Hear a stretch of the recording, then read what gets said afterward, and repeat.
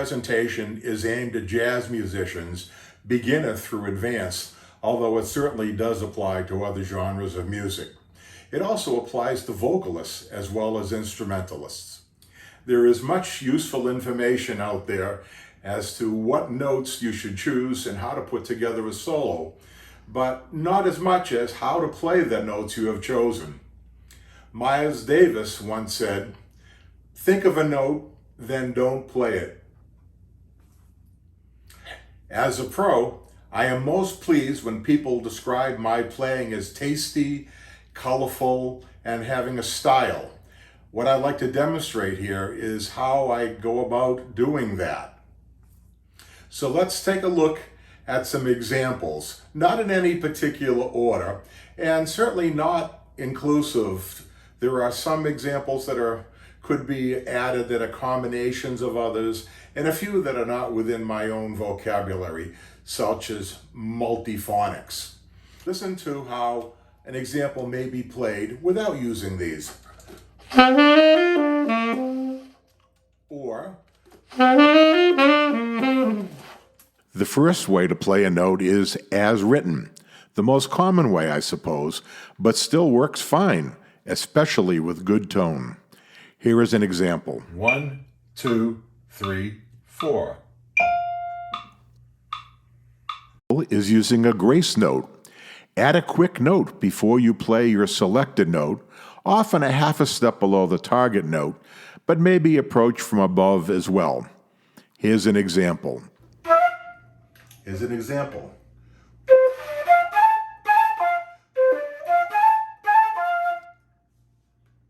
The next way to play a note is by adding vibrato.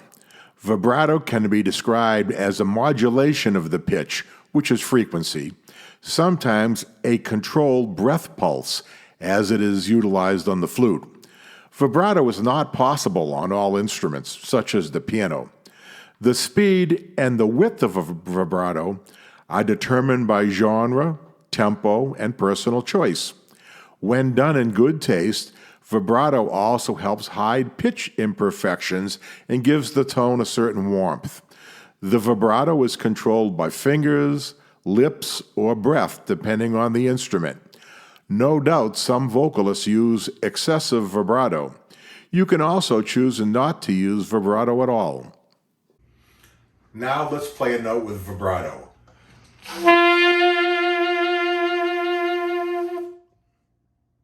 The next way to play a note is with a fall-off. The name describes the sound quite well. Let your fingers and breath drop in pitch at a rate appropriate to the music. Here's an example. This is a fall-off. Method number 5 of playing a note is the scoop up or bend up. Begin below the target pitch and arrive at that note by tightening your lip on wind instruments, or on string instruments, play the note below and bend up to the desired pitch.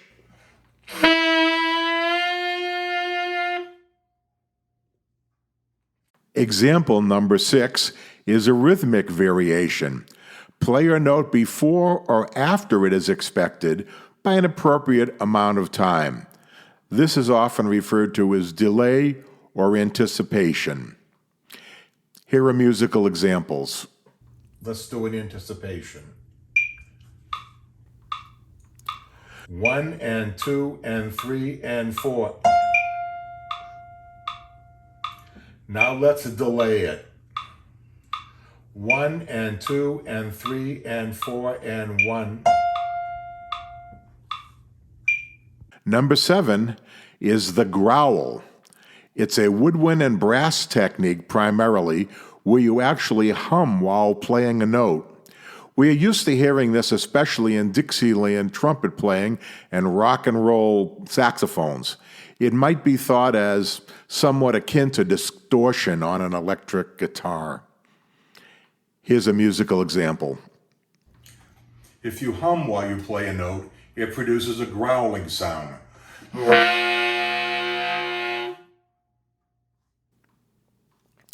Example number 8 is the flutter tongue. It's another woodwind and brass technique where the player rolls the tongue as if imitating the sound of a machine gun while playing the note. Something like this.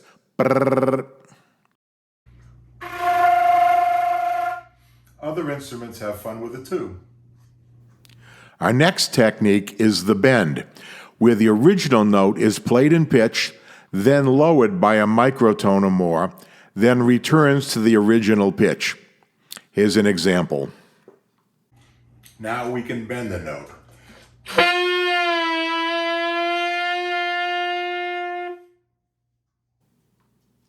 Our next technique is the trill. The target pitch is played, alternating quickly with the next higher note in the key, unless specified otherwise by an accidental. Trill may be written one of these two ways. Technique number 11 is the chromatic approach. It's like the grace note, but longer in time. Chromatic refers to from a half a step below or above. Here's a musical example. In this example, F is the target note, which we will approach from half a step below.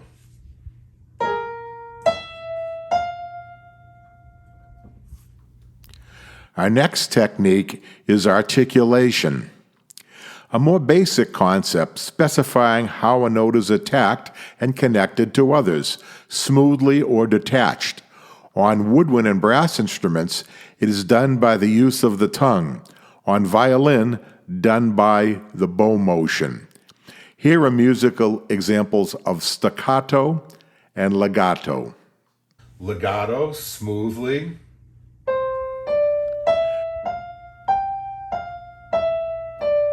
Or staccato, detached.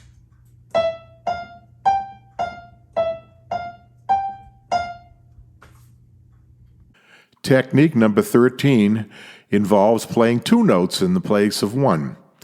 It's another rhythmic variation. Play the same note twice. Here's an example.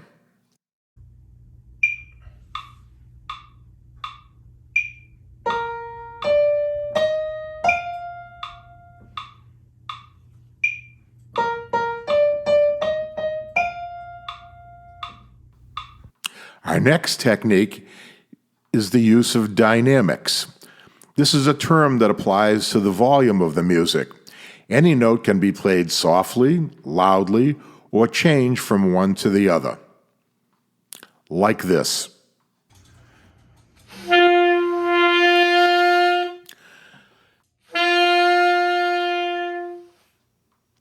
Glissando is an Italian word that means to slide. It can be upward or downward toward the target note, lasting as long as is reasonable and encompassing as many notes as the instrument and player are capable of. This technique is quite suited for Dixieland trombone players, but is also heard with rock and roll piano playing. A glissando is always a fun effect and catches people's attention. Up or down. Technique number 16 is the ghost note. A ghost note is a note that is hardly heard. Guitarists and bass players often use a palm mute to play ghost notes, while players of the keyboard and wind instruments just touch upon that note lightly.